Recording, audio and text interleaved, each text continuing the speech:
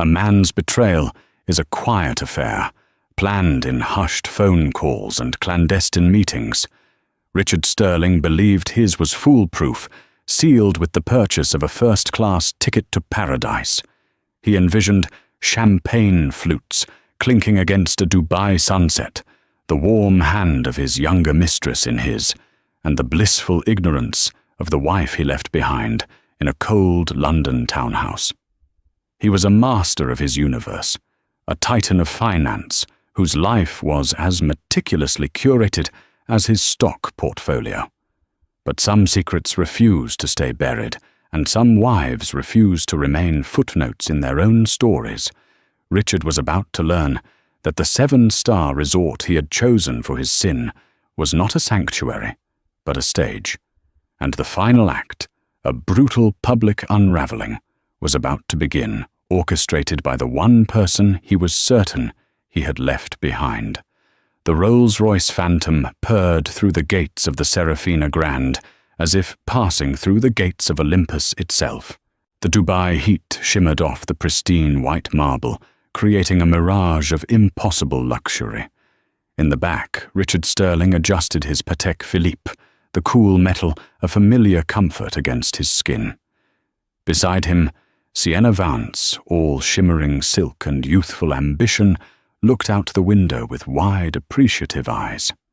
She was 28, a rising star in his firm's marketing department, and the perfect accessory for a man like Richard.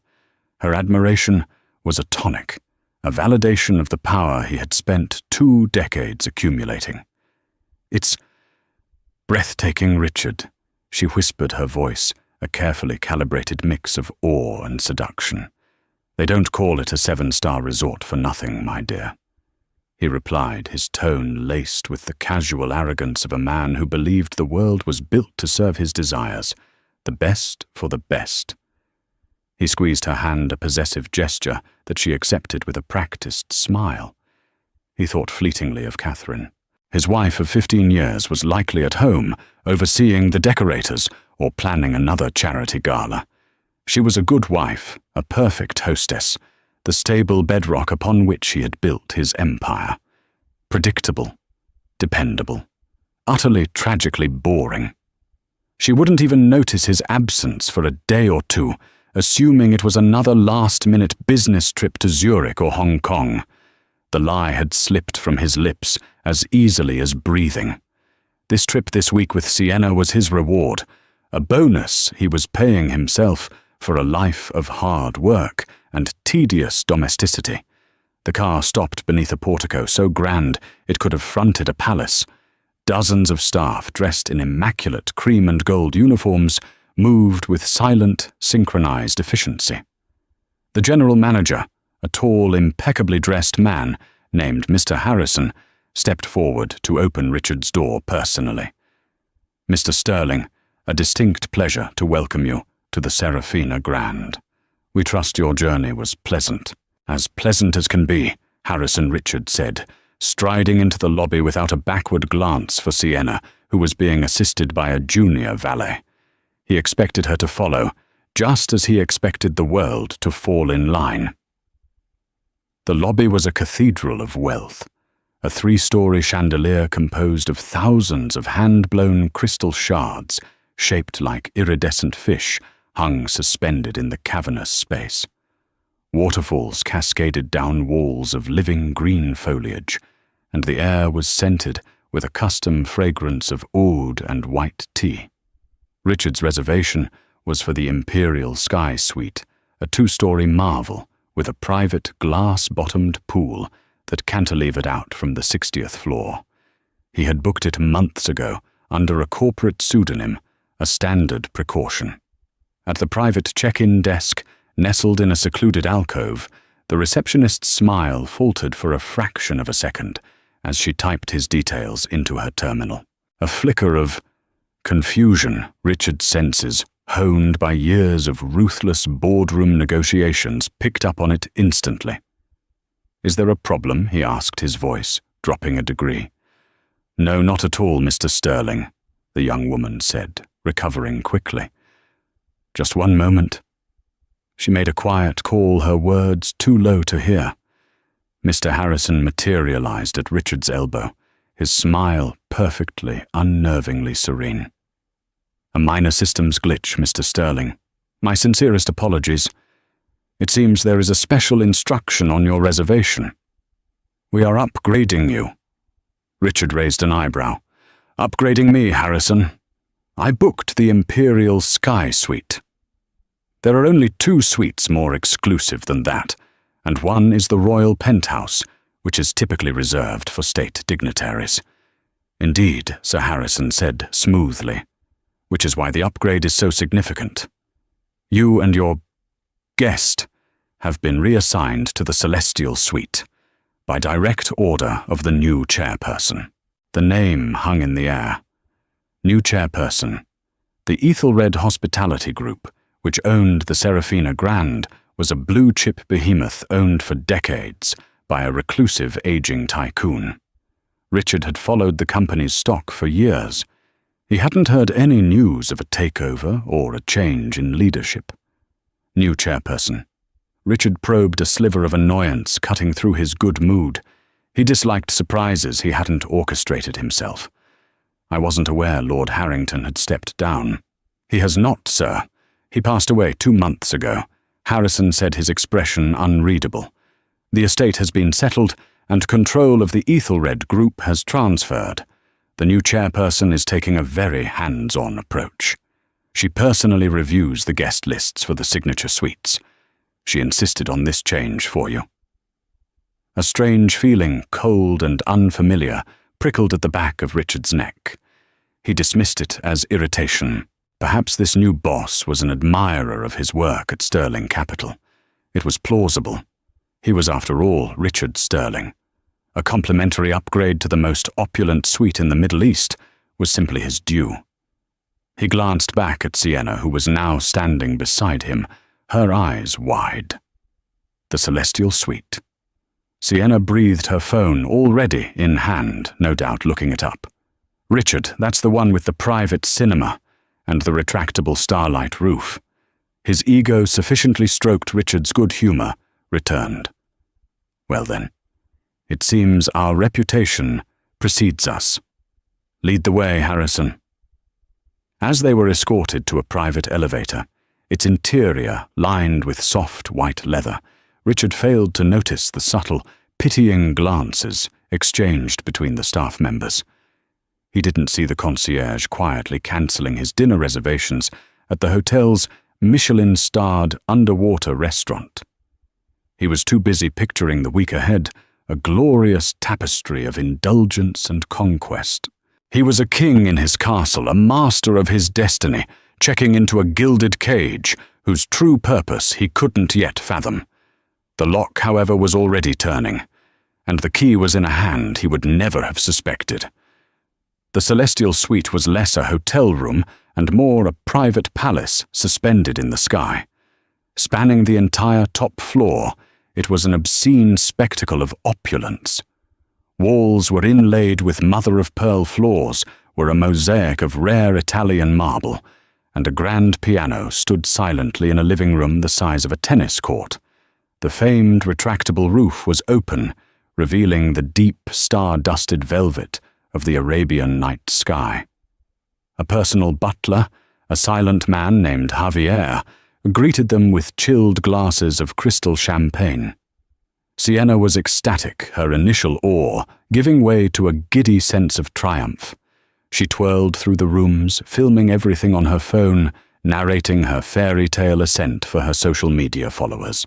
"You guys will not believe this place," she cooed into the camera, carefully keeping Richard's face out of the frame. Talk about living the dream. Richard watched her, a faint smile on his lips.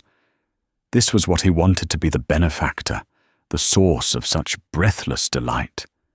Yet the unease that had sparked in the lobby hadn't entirely dissipated. It lingered at the edges of his consciousness, a persistent hum beneath the symphony of luxury. The upgrade was too much, too specific. Why him? Why this suite? He decided to test the waters. "Javier," he called out, his voice resonating with authority. "I'd like to book a private yacht for tomorrow afternoon. A Pershing 9X if you have one available. We'll require a full crew and a chef." Javier bowed slightly. "Of course, Mr. Sterling. I will make the inquiry. However, I should inform you that all unscheduled high-value amenities now require direct approval from the chairperson's office." Richard's smile tightened. "The chairperson, is she personally vetting yacht rentals now? That seems inefficient." "The new chairperson is exceptionally thorough, sir," Javier replied, his face a mask of professional deference. "She has implemented several new protocols to enhance guest security and exclusivity." The word security felt pointed. It was a corporate speak for surveillance. Richard waved a dismissive hand. "Fine. Put in the request. Let me know when it's approved." The approval never came. An hour later, as Sienna was enjoying a soak in the suite's onyx bathtub, surrounded by a flotilla of floating gardenias, Richard received a call on the suite's internal phone system. It was Mr. Harrison. "My apologies for the intrusion. Mr. Sterling," the manager began, his voice as smooth and sterile as the polished marble floors. "Regarding your yacht request, the chairperson's office has denied it." Richard sat up straighter. "Denied it. On what grounds?" "The reason given was scheduling conflicts with a corporate event, sir." "Then book it for the day after tomorrow." There was a slight pause. "Regrettably, sir, the entire Ethelred fleet has been reserved for corporate use for the duration of your stay." Richard's blood began to simmer. This was no longer a quirk. It was a deliberate slight. He was being controlled. "Harrison, I am a guest, paying over $20,000 a night. I expect a certain level of service. This is unacceptable." "I understand your frustration, sir. The new ownership is particular. Perhaps I can arrange a private desert safari for you tomorrow instead. A truly magnificent experience." It felt like a consolation prize, a distraction. "I'll think about it," Richard snapped and hung up. The next crack in his perfect facade appeared that evening. He had planned to take Sienna to Almahara, the resort's famous seafood restaurant, built around a floor-to-ceiling aquarium. When he'd tried to confirm his original booking, the concierge informed him it had been cancelled. "Cancelled by whom?" Richard demanded, standing at the concierge desk, his voice attracting glances from other well-heeled guests. "By the chairperson's office, sir," the concierge said, refusing to meet his eyes. "There is a private function being held there tonight. The entire restaurant is booked. The entire hotel seems to be booked for this phantom corporate event," Richard sneered. "Who is this new chairperson? Is she even here?"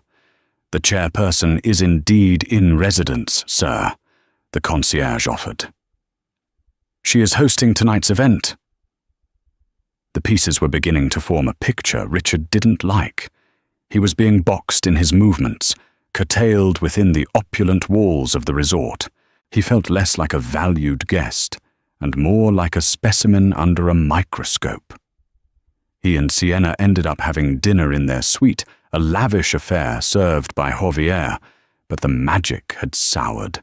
The exquisite food tasted like ashes in Richard's mouth.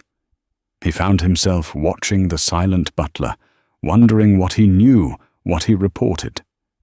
Sienna, oblivious to the undercurrents of tension, was growing bolder.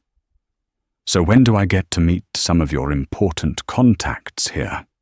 she asked, swirling a forkful of truffle pasta. "You said this trip could be a big networking opportunity for me." "It's not the right time, Sienna," Richard said curtly. "Why not? We're in the best suite. Everyone must know who you are. We should be at that party downstairs. You should introduce me to this new chairperson. A woman in charge of all this. She sounds like a powerhouse. I could learn a lot from her." The irony was so thick Richard could have choked on it. He looked at Sienna, really looked at her, and saw not a partner, but a liability. Her ambition, which he had once found alluring, now seemed crass and opportunistic. The final straw came the next morning.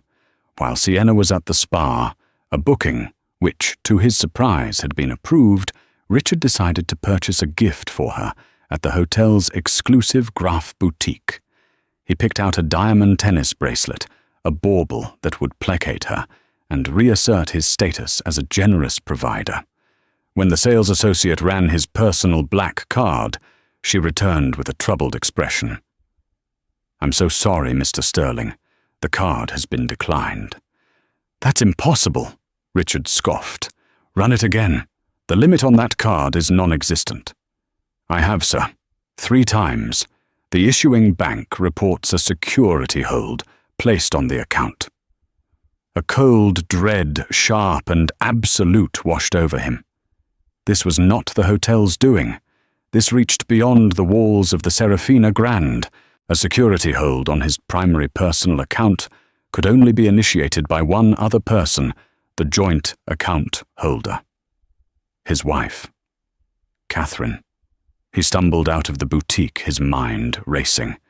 It had to be a coincidence. A terrible, bizarre coincidence. Catherine was in London. She knew nothing. She was probably choosing fabric swatches for the new curtains in the drawing room. She wouldn't have the audacity, the knowledge, or the spine to do something like this. He hurried back towards the private elevator, his heart pounding against his ribs. He needed to call his private banker to sort this out. As he rounded a corner, he nearly collided with Mr. Harrison, who was escorting a small, focused group of people. They were dressed in sharp business attire, holding tablets, and speaking in low, serious tones. Forensic accountants Richard recognized instantly. He knew what they looked like. He'd sicked them on enough failing companies to know the scent of blood in the water. "Mr. Orr," Harrison stopped. "Mr. Sterling, I hope you are enjoying your morning." "Where are you taking them?" Richard asked, his voice rough. "The chairperson has requested a full audit of the hotel's Q3 expenditures, a routine matter for a new leadership team." Harrison's eyes held a flicker of something Richard couldn't place. Was it pity? "Actually, Mr. Sterling, the chairperson has been asking for you. She would like to meet with you. She feels it's time you were formally welcomed. Her assistant will be calling your suite shortly to arrange a meeting. This afternoon in her office." Richard's blood ran cold. The net was closing. This was no coincidence. The cancelled yacht, the blocked restaurant, the declined credit card, and now a summons. It was all connected, a series of precisely executed moves in a game he hadn't even known he was playing, and he had a sickening feeling that he was about to meet the Grand Master. The call came 10 minutes after Richard returned to the suite. A crisp female voice, polite but firm, informed him that the chairperson would see him at 3:00 p.m. sharp. Not in her office, as Mr. Harrison had suggested, but in the celestial suite itself. She would be coming to him. The audacity of it was staggering. She was commandeering his ludicrously expensive suite for a meeting, treating him not as a premier guest, but as a subordinate to be visited at her convenience. Sienna returned from the spa, glowing and relaxed, oblivious to the storm brewing in Richard's mind. That was divine. She sighed, draping herself over a chaise lounge. "You should have seen the gold leaf facial. My skin feels like silk. What should we do this afternoon? Maybe we can try that indoor ski slope. We have a meeting, Sienna," Richard said, his voice tight. "Here, at 3. "A meeting with who?" she asked, sitting up, a flicker of professional interest in her eyes. "Is it business? Should I prepare something?" "You should prepare to be quiet," he snapped. The cruelty of the remark hung in the air between them. Sienna's face fell a mixture of hurt and surprise. "Richard, what's wrong? You've been acting strange since last night. Nothing is wrong." He lied, pacing the vast living room. Just be ready and be presentable. At precisely 3:58 p.m., Javier the butler entered the room. "They are on their way up, sir." He announced his expression as impassive as ever. He proceeded to arrange a tray of sparkling water and coffee on a low marble table, moving with a calm efficiency that grated on Richard's frayed nerves. Richard straightened his tie. He had chosen his most formidable suit, a bespoke piece from Savile Row. He was Richard Sterling. He'd faced down hostile boards and corporate raiders. He would not be intimidated by some new money woman throwing her weight around. He would hear her out, make his displeasure known, and then demand the compensation and service befitting his status. Sienna, sensing the gravity of the moment, had changed into a conservative but elegant dress, sitting silently on the sofa, her hands folded in her lap. The doorbell chimed a soft, melodic sound that seemed to echo the frantic beating of Richard's heart. Javier opened the massive double doors.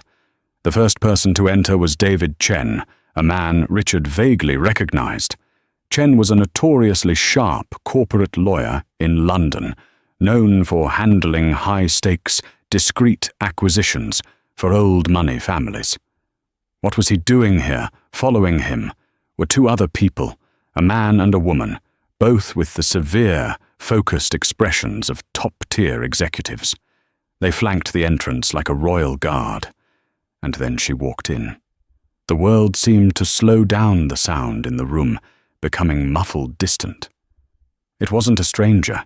It wasn't some unknown business tycoon. It was Catherine, his wife. She was not the Catherine he had left in London. The woman who entered the celestial suite was a stranger reborn. Her usual, comfortable, elegant attire was gone, replaced by a tailored Armani power suit in a shade of deep sapphire that made her eyes look like chips of ice. Her hair, which she usually wore in a soft, simple style, was swept up in a severe, elegant chignon that highlighted the sharp, intelligent lines of her face. She wore no jewelry, except for a pair of diamond studs and her simple platinum wedding band, a detail that felt in that moment like the most profound insult of all. She walked with a poise and an unshakable confidence he had never seen before. Her eyes, cool and analytical, swept the room, taking in the opulent surroundings, Sienna's frozen form on the sofa, and finally Richard's own slack-jawed disbelief. Richard's mind struggled to process the scene. It was a cognitive dissonance of the highest order. This was Catherine, the woman who organized his sock drawer, who reminded him of his mother's birthday, who he thought was currently tasting cake samples for a children's hospital fundraiser. To see her here in this context, flanked by a legal shark and executives radiating an aura of absolute authority, was like seeing a house cat suddenly transform into a panther.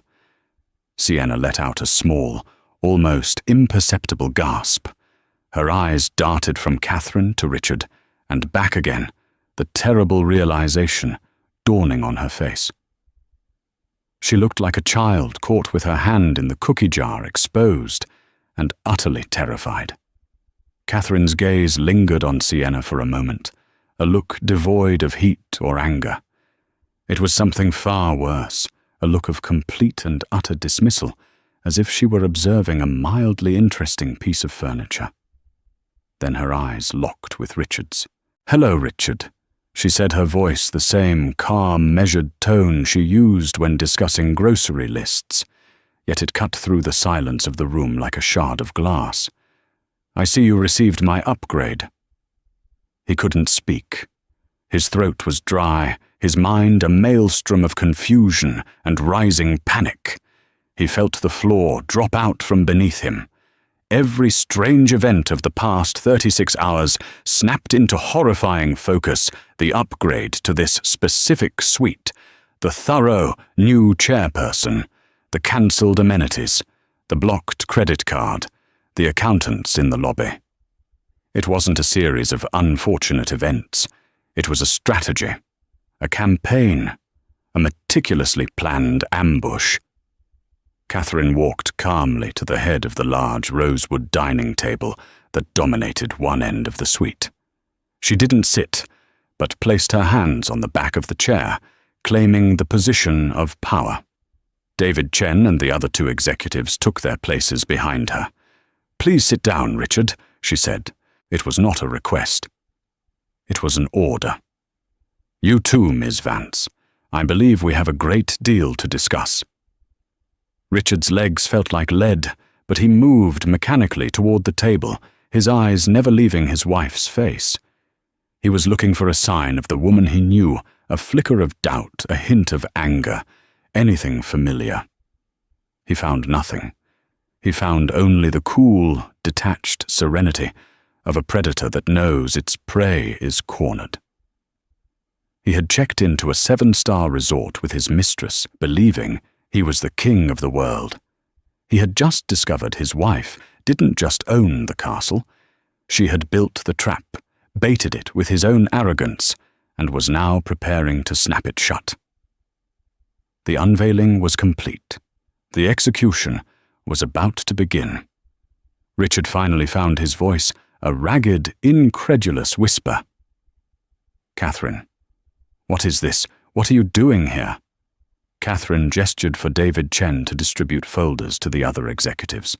She didn't look at Richard as she spoke, her focus on the task at hand, as if he were a minor agenda item in a much larger meeting. "My great-uncle Alistair Harrington passed away 2 months ago," she said, her voice a cool, level river of sound. "You met him once, I believe. At our wedding, you found him dull, a doddering old man who owned a few hotels. You paid him no attention." She paused, finally lifting her eyes to meet his. Lord Harrington, as the world knew him, never married and had no children. He was a very private man. What you and the rest of the world never knew was that my mother was his half-sister, from a liaison he had in his youth. He remained close to our side of the family discreetly. In his will, he left his entire estate to me. That includes his controlling 68% stake in the Ethelred Hospitality Group. The air left Richard's lungs. He felt Sienna flinch beside him. He remembered the old man at the wedding, quiet, unassuming, with watery eyes. He'd dismissed him as a relic who apparently owned a multi-billion-dollar global empire. For the past 8 weeks, Catherine continued her gaze unwavering. "Mr. Chen and I have been overseeing a quiet transition of power. We've been conducting a thorough review of all operations, assets, and liabilities. It's been illuminating." She walked slowly around the table until she was standing directly behind Richard's chair. He could feel the sheer force of her presence, a pressure he had never imagined she could exert. He resisted the urge to shrink away. "When I took over, I started by reviewing the executive accounts at our flagship properties. Imagine my surprise when I found a reservation for the Imperial Sky Suite here in Dubai, booked under the name A. Blackwood, a shell account I knew you used for discretionary expenses. An account you foolishly linked to a corporate card from Sterling Capital for the initial deposit." Her voice was calm, but every word was a precision strike. I was intrigued. I wondered who A. Blackwood could be. So I took the liberty of checking the flight manifests from London. And there you were, Richard Sterling. And next to your name, another ticket booked at the same time for the same flight. Sienna Vance. She finally looked at Sienna, who had gone pale. "Ms. Vance, you work in the marketing department at Sterling Capital. Correct, a junior analyst, I believe. Your performance reviews are mediocre, yet your travel budget seems to be astronomical. I imagine we'll be discussing that discrepancy with your CEO very soon." Sienna looked as if she'd been slapped. She opened her mouth to speak, but no words came out. Catherine turned her attention back to Richard. So I decided to make your little holiday more comfortable. I upgraded you to the Celestial Suite.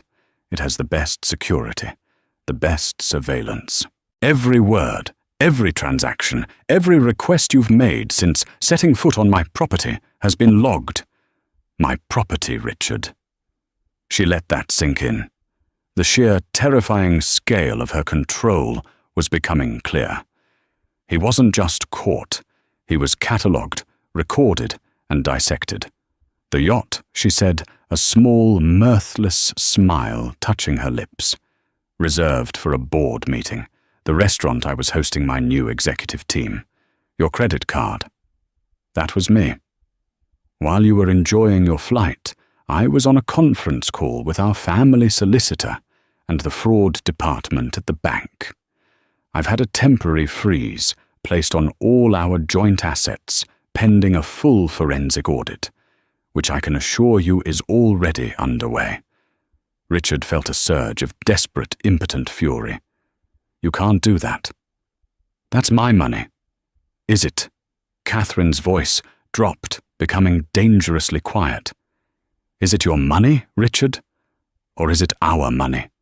The fortune you built was on a foundation that I maintained. The home I ran, the clients I entertained, the social connections I nurtured. While you were playing the titan of industry, I was the silent partner who made it all possible. And you took our money, our joint resources, and you spent it on this. She gestured vaguely at Sienna, the insult more potent for its lack of focus.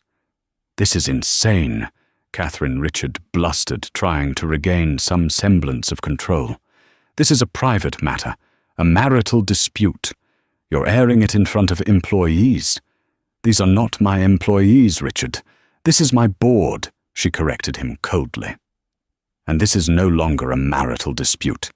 You made it a corporate one the moment you started embezzling company funds to finance your affairs. And you made it a public one the moment you decided to humiliate me. You just didn't realize the public had changed.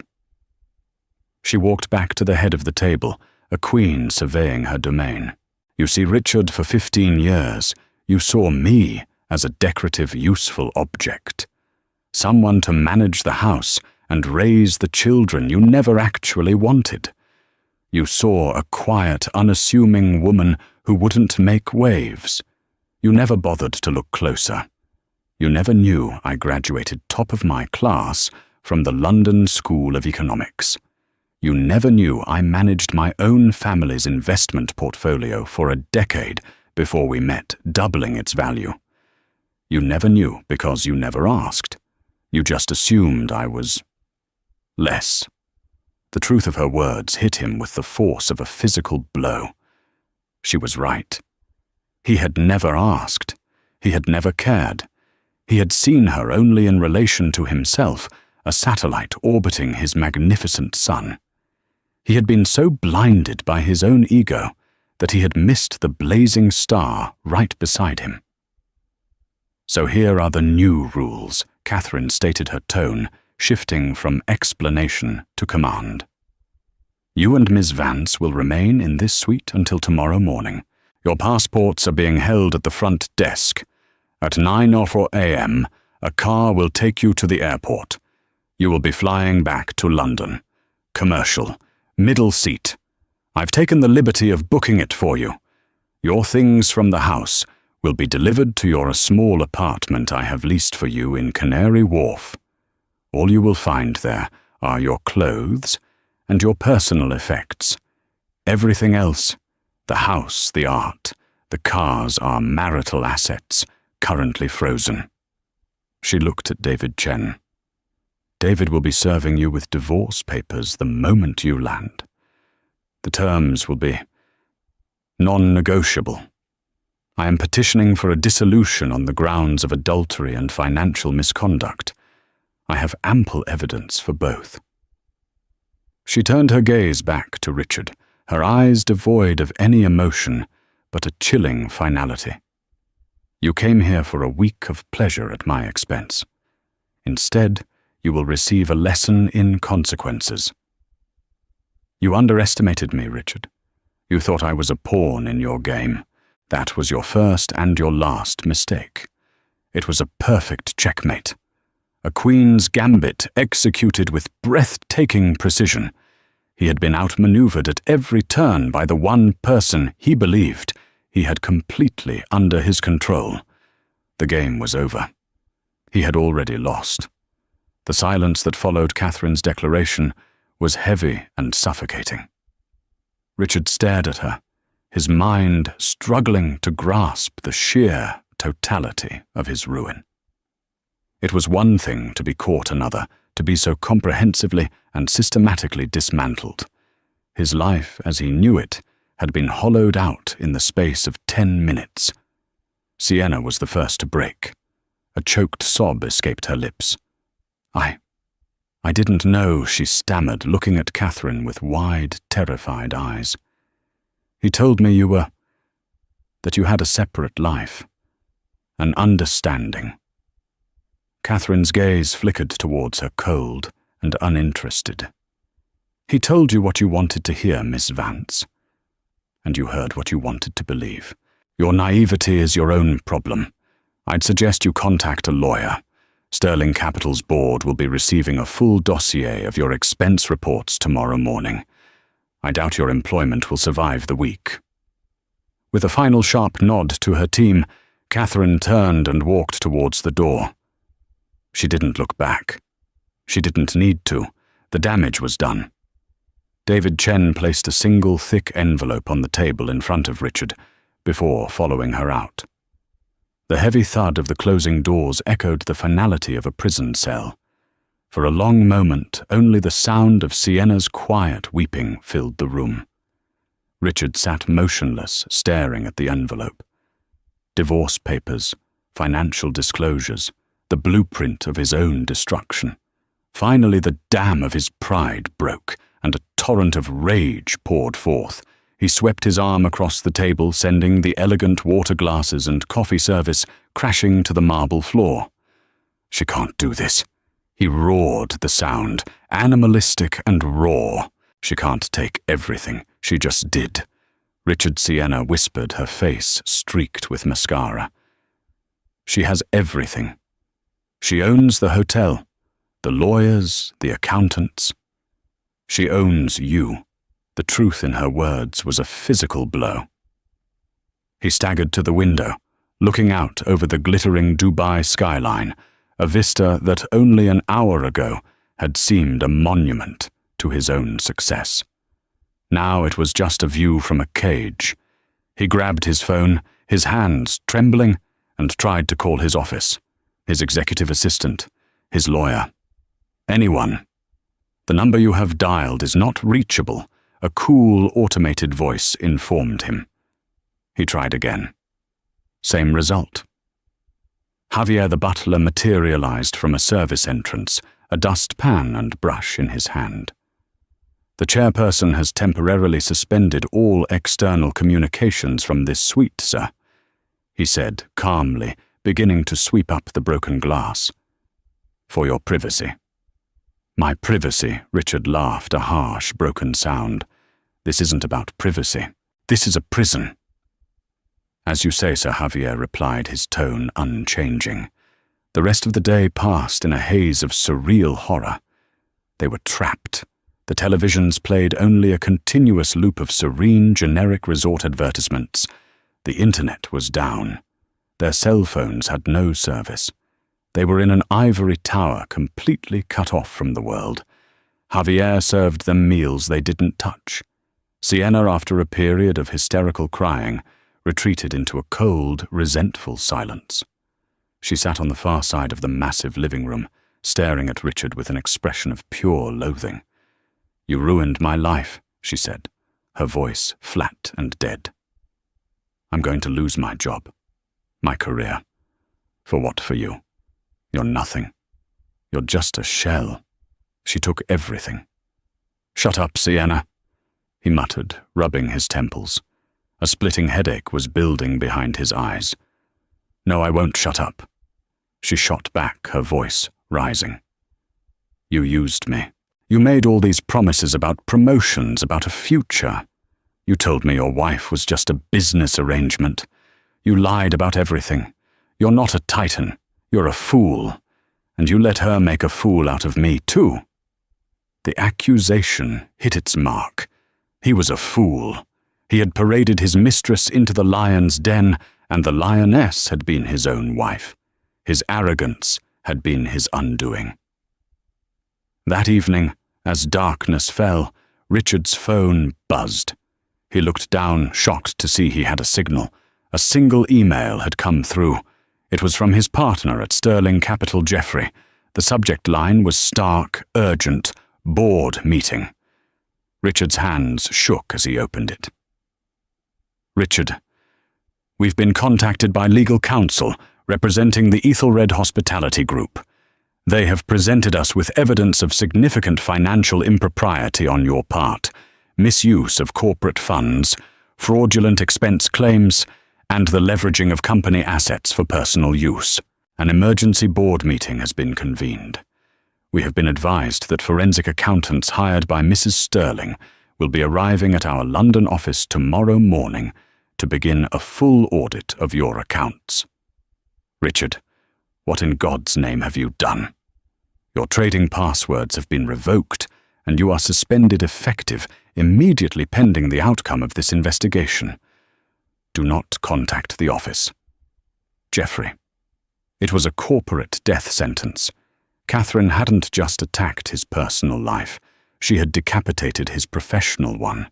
She had gone for the jugular, using the very evidence he had provided her to turn his own partners against him. The Sterling and Sterling Capital was about to become a toxic asset. The legacy he had spent his life building was crumbling into dust, and he was forced to watch from half a world away, trapped in a suite paid for, with the very funds that were now being used as evidence against him. He dropped the phone. The screen cracked against the marble floor. He looked around the opulent suite, the silk wallpaper, the priceless art, the starlight roof, and felt an overwhelming wave of claustrophobia. This beautiful room was his tomb. Catherine hadn't just divorced him. She had buried him. He had lost his wife, his fortune, his company, and his reputation all in less than a day. The Sterling legacy was over. He was no longer a king. He was just a man in a locked room, waiting for his life to be dismantled piece by piece. As dawn broke over the Arabian Gulf, painting the sky in hues of soft pink and orange, Richard was a broken man. He hadn't slept. He sat in an armchair, still in his suit from the day before, staring blankly at the sunrise. The fight had gone out of him, replaced by a hollow, cavernous despair. Sienna was nowhere to be seen. She had locked herself in one of the guest bedrooms, and he had only heard the faint sound of her talking on the phone in hushed, frantic tones in the middle of the night.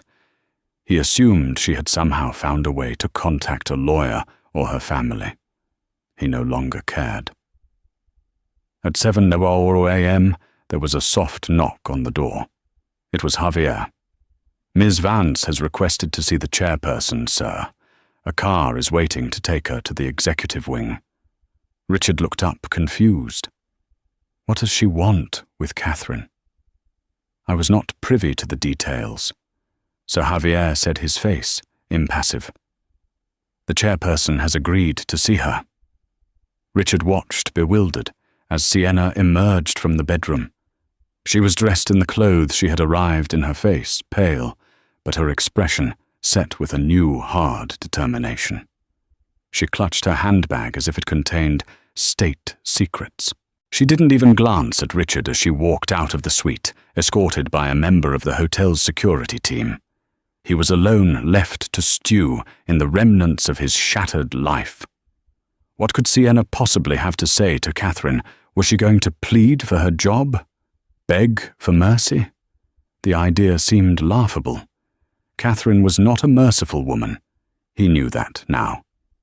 In another part of the hotel, in a minimalist office with a panoramic view of the ocean, Catherine Sterling sat behind a large, clear glass desk. She listened patiently as Sienna Vance, perched nervously on the edge of a chair opposite her, finished speaking. And that's everything Sienna said, her voice trembling slightly. It's all on this flash drive. Copies of his private ledgers from his office computer. He kept a separate set of books, ones his partners didn't know about. It details how he used investor funds to cover personal losses in the market. There are also emails, correspondence with at least 2 other women, both junior employees at rival firms. He was trading inside information for favors. Catherine took the small silver flash drive Sienna held out. She examined it for a moment, before placing it carefully on her desk. She looked at the young woman before her, not with anger or pity, but with the cool appraisal of a chess master considering an unexpected move. "Why are you giving me this?" Miss Vance Catherine asked, her voice even. "Yesterday you were his partner in this deception. Today you are offering me the evidence to put him in prison." Sienna took a deep breath, steeling herself. "Yesterday I thought Richard was a king, and I thought I could be his queen. Today I know he's a fool who was brought down by his own wife. And I know you, Mrs. Sterling. You are the one with the real power. He used me. He saw me as a disposable asset, a perk of his job. He was going to discard me the moment this was over, just like he discarded you." She corrected herself quickly. "Or how he thought he discarded you." She leaned forward slightly, her eyes earnest. "I'm not a good person. I know that. I was ambitious, and I made a terrible choice. But I am not stupid. My career is over. My reputation in London is ruined. I have nothing to gain by protecting him, but I have everything to gain by helping you. And what is it you hope to gain?" Catherine asked, her expression unreadable. "A clean break," Sienna said immediately. "I want the dossier you have on me to be buried. I want a severance package from Sterling Capital enough to let me relocate and start over somewhere else. New York, maybe. And I want a guarantee that I will not be named as a party in any legal proceedings against him. I will be a confidential informant. Your secret weapon?" It was a bold, shameless proposal. A trade of high-level corporate espionage for personal salvation. The old Catherine, the one who planned charity galas, would have been horrified. She would have shown this opportunistic young woman the door. But the new Catherine, the chairperson of the Ethelred Group, saw the strategic value. This wasn't about morality. It was about leverage. Sienna's information was not just a nail in Richard's coffin. It was the entire foundry. It moved the case from a messy, albeit straightforward divorce and embezzlement scandal into the realm of serious financial crime. It would give her absolute, unassailable power in the divorce settlement and would ensure Richard Sterling never worked in finance again. It would protect the assets for her future and for the children she had once hoped to have with him. "You understand," Catherine said slowly, "that if I agree to this, your betrayal of him will be as complete as his was of me." "His betrayal was for pleasure," Sienna retorted, a bitter edge to her voice. "Mine is for survival. There's a difference." Catherine was silent for a long time, her fingers steepled in front of her. She looked out at the calm, blue expanse of the sea. Richard had always underestimated her. Sienna had too. They both saw women as either obstacles or objects. They had failed to see them as allies, even temporary ones.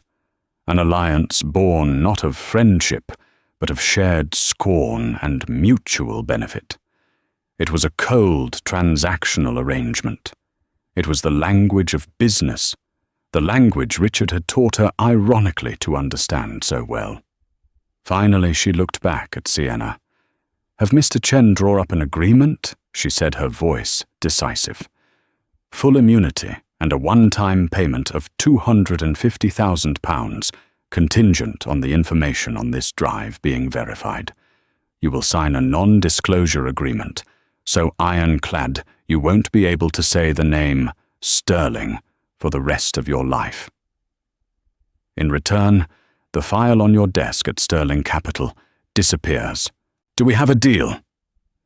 Sienna's shoulders sagged with relief. Yes, Mrs. Sterling, we have a deal. Catherine nodded curtly. Good. Now get out of my office. A car will take you to the airport. Your flight to London leaves in 3 hours. You will fly home, clear out your desk and disappear. I never want to see you again. Sienna didn't need to be told twice. She stood up and practically fled the room. Catherine was left alone with the small silver flash drive.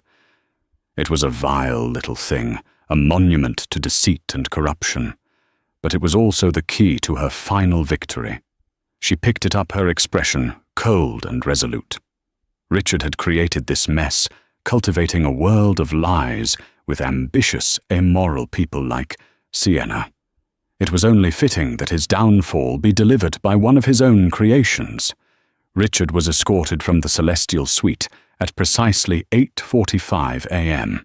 2 stoic security guards flanked him, not touching him, but their presence, making it clear this was not a voluntary departure. Mr. Harrison was waiting by the private elevator, his face a mask of professional regret. Mr. Sterling, I trust your stay under the circumstances was memorable, he said. Richard just stared at him, hollow-eyed. The elevator descended in silence, a symbolic journey from the pinnacle of luxury to the nadir of his existence. He was led not through the grand lobby, but through a series of sterile service corridors, a final, calculated humiliation to ensure he wasn't seen by the other guests. The car waiting for him wasn't a Rolls-Royce. It was a standard black sedan.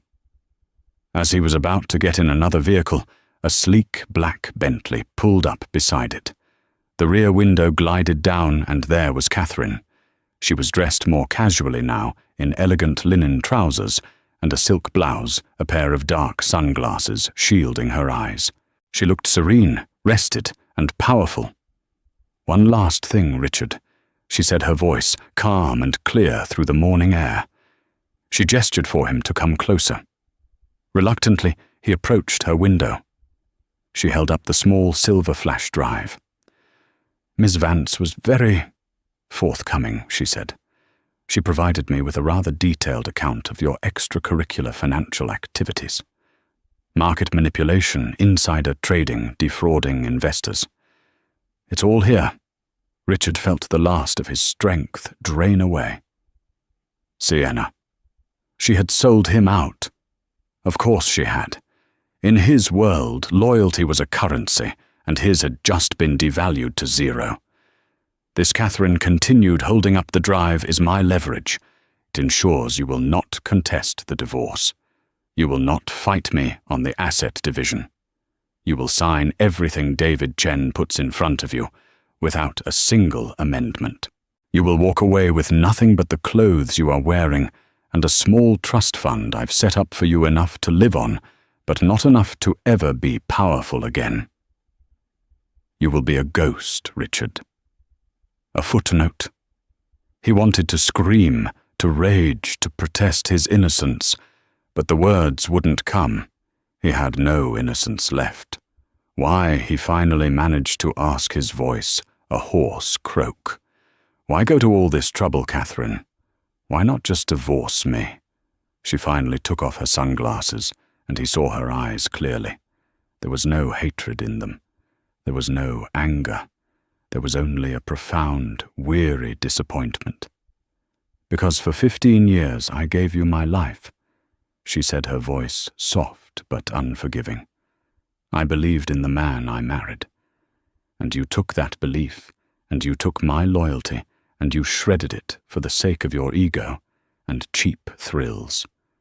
You didn't just cheat on me, Richard. You erased me. You made me feel invisible. So I decided to show you what I was capable of when I finally chose to be seen.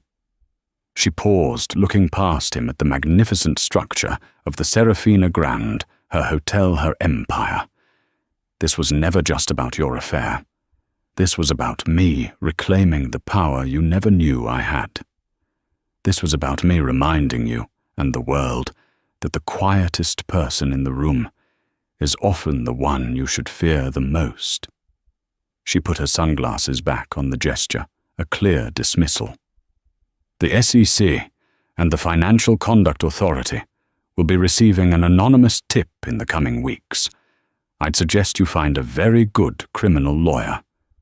You're going to need one. The window glided up, sealing him off. The Bentley pulled away smoothly, disappearing down the pristine driveway without a backward glance. Richard stood there for a long moment, the Dubai sun beating down on him. He was no longer Richard Sterling, the titan of finance. He was just a man in a rumpled suit, standing in a service driveway, stripped of everything he had ever valued. He had played a game without knowing the rules against an opponent he had never even seen. He got into the back of the sedan. The driver, a stranger, didn't speak. As the car pulled away from the resort, Richard looked back at the gleaming tower of the Serafina Grand. It was a monument to wealth, power, and his own catastrophic hubris. High above in the celestial suite, the starlight roof was probably being polished. The broken glass swept away, the room prepared for its next guest. The gilded cage was being reset.